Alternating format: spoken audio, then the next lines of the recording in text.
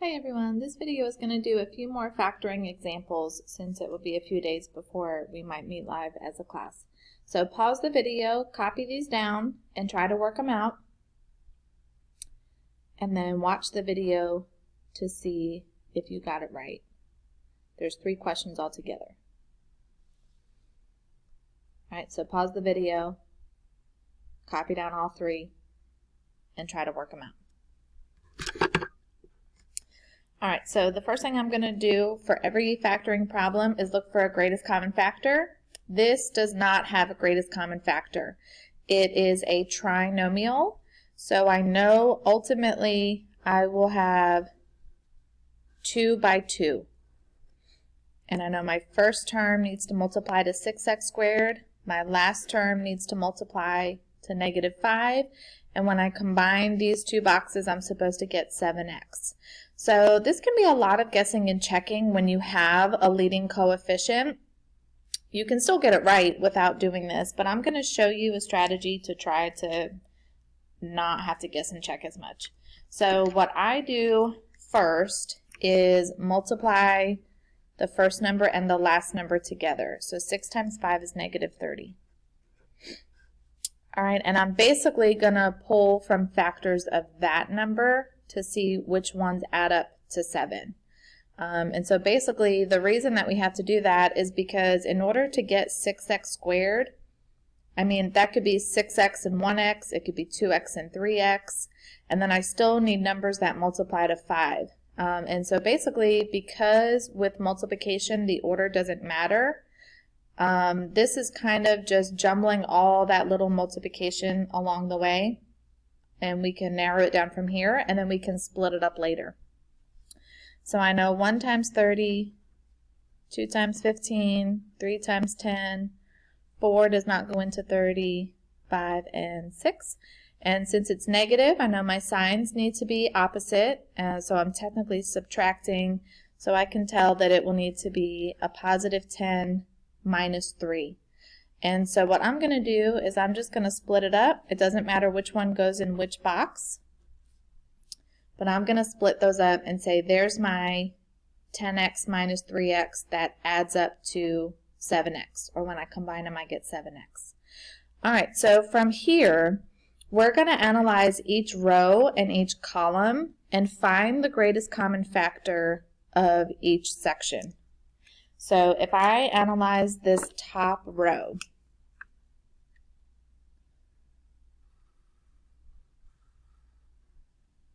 what is the greatest common factor of those 2 terms?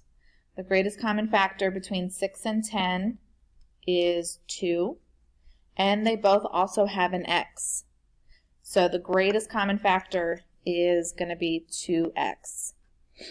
And pretty much as soon as you start to figure out what belongs on the outside, you can fill in the blanks. Like now that I know that this is 2x, this has to be 3x because I need it to multiply to 6x squared. If this is 2x, I can think about 2x times what will give me 10x. Well, 2 times 5. And if I look, the greatest common factor between this row, or sorry, this column,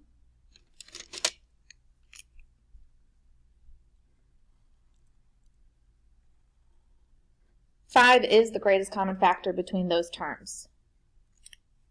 And then 5 times what will give me -5. I know that has to be -1. So my factors are 2x minus 1 and 3x plus 5. If you got your answer using a different strategy, that is excellent. I am not opposed to multiple ways of doing things. Just make sure you have a strategy that works for you. I use the box because it works for every single factoring problem, and it's an easy way to check and make sure that my answer is correct. Alright, number 2. Again, I'm going to look for a greatest common factor. There is not one. I am going to notice that it's quadratic. And I notice that 9 and 16 are both perfect squares. So I can factor this. It's subtraction and it's quadratic, and those are perfect squares. So 9x squared negative 16. I know these two are going to have to cancel out because this does not have a term in the middle. And because this is perfect squares, I need to be thinking about taking the square root of these numbers. So the square root of 9 is 3. The square root of 16 is 4. So this will need to be 3x and 3x, 4 and 4. And because they multiply to a negative, one of these has to be negative. It doesn't matter which one. And I can use the box to check. 4 times 3x is 12x, which means this will be negative 12x, which is perfect because those cancel each other out, and that's what I needed them to do. So my answer is 3x plus 4 times 3x minus 4. And again, it doesn't matter which one you actually put first. And if you got your answer using a different strategy, that is awesome as well. All right, the last example, I'm going to look for a greatest common factor. I do not see one. I'm going to notice that this is cubic, and I can take the cubed root of 8, and I can also take the cubed root of 27. So I'm going to go ahead and factor this out using a difference of 2 cubes. I know that a difference of 2 cubes has to be a 2 by 3. I know I want this to be 8. And I always make my box too small when I'm trying to do this out. But I know that last box needs to be negative 27x cubed. The linear side needs to be the cubed root of both of those terms. So the cubed root of 8 is 2. This side, your linear side, should be the same sign as whatever was in the original problem. So this needs to be negative because it was a difference.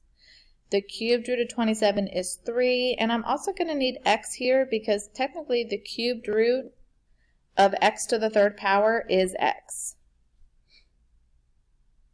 Just like 2 times 2 times 2 is 8.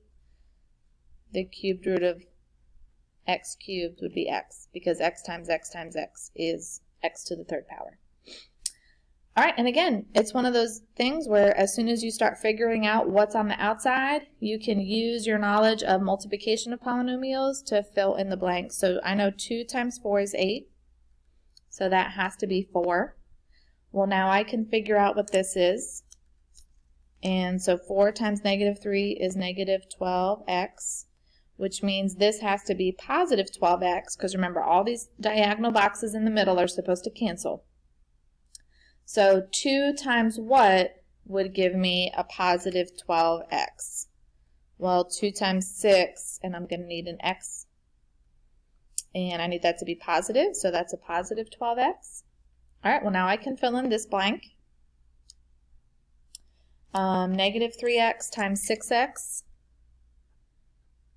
negative 18x squared, which means this needs to be positive 18x squared.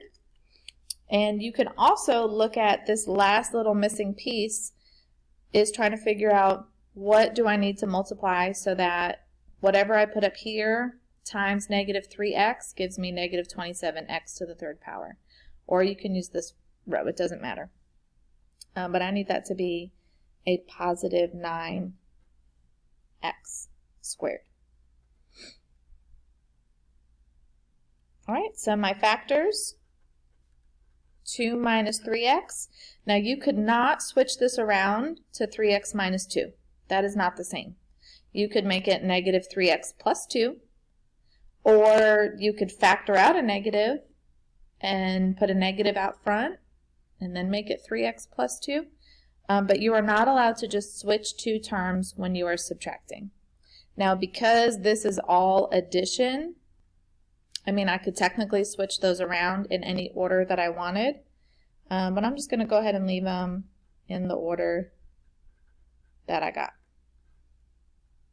All right, again, if you got that using a different strategy, then just pick whatever strategy works for you.